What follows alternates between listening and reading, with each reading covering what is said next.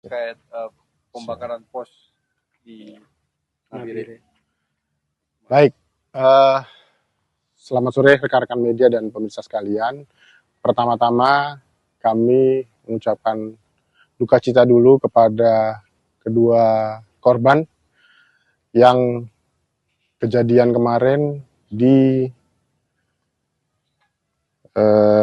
PT di pos pengamanan PT Kristalin kilometer 38 Kampung Lagari Jaya, Distrik Makini, Kabupaten Nabire. Jadi kejadian tersebut dilaporkan pada pukul 12.30 waktu Indonesia Timur dan Satgas Damai Karten beserta Polres Nabire telah merespon, mendatangi TKP, mengamankan barang bukti yang ada, mengevakuasi korban atau jenazah yang kita temukan di antara reruntuhan pos tersebut. Jadi jenazah kita temukan dalam kondisi memang sudah hangus terbakar. Lalu kedua jenazah sudah berhasil kita evakuasi ke Rumah Sakit Umum Daerah Nabire untuk dilakukan proses identifikasi dan otopsi jenazah. Demikian mungkin sementara yang bisa kami sampaikan. Dari hasil identitas jenazah sendiri sudah ada? Hasil identitas kita menunggu daripada hasil pemeriksaan dari rumah sakit, karena butuh waktu memang untuk mengidentifikasi kondisi jenazah. Sebab kondisi jenazah itu sudah hangus terbakar. Nah, kita menunggu hasil, juga termasuk penyebab kematiannya karena apa. Sudah berapa saksi yang diperiksa? Saksi yang diperiksa di lokasi ada 4 orang.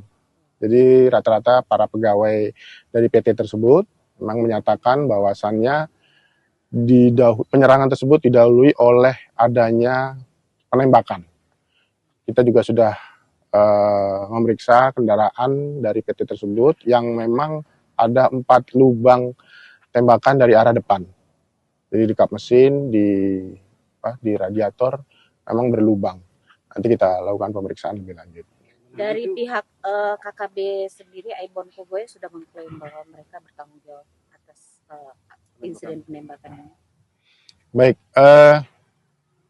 kami memang kita semua ya sudah melihat sendiri atau mengetahui sendiri bahwasannya dari kelompok Aibon Kogoya sudah mengklaim, tapi kami melakukan penyelidikan bukan hanya berdasarkan dari media, baik itu media sosial yang mereka miliki, tapi kami harus bisa dapat membuktikan pelaku penyerangan tersebut. Makanya ini masih dalam proses. Apakah benar kedua korban ini merupakan anggota TNI dan kabar dari sebelah juga dari pihak Aibon sendiri mengklaim ada merampas senjata itu, Pak? Baik, untuk identitas korban, saya sudah kami sampaikan bahwasannya kita masih menunggu hasil proses identifikasi dari pihak rumah sakit. Karena kami nggak mau sembarangan menyampaikan, khawatir nanti akan menjadi polemik, kasihan nanti keluarga korban. Terkait apakah itu TNI atau bukan, nanti kalau memang hasil dari rumah sakit seperti apa, nanti kita cross check ke Satgas TNI yang memang terlibat dalam pengamanan tersebut. Terkait dengan senjata, kami juga hanya bisa berikan komentar bahwasannya dari kepolisian tidak ada anggota Polri yang diminta atau melakukan penjagaan di PT tersebut. Nah, tentunya karena dari anggota Polri tidak ada, maka itu harus dilakukan penyidikan lebih lanjut. Gitu. Mungkin kalau PT itu gimana? Operasi apa sih PT itu? PT tersebut itu tambang yang sementara masih kita dalami aktivitasnya. Dari hasil olah TKP terus evakuasi korban itu ada barang bukti apa saja yang ditemukan dari lokasi? Di lapangan baru barang bukti kendaraan yang menjadi sasaran tembakan. Tapi dari selongsongnya belum kita temukan.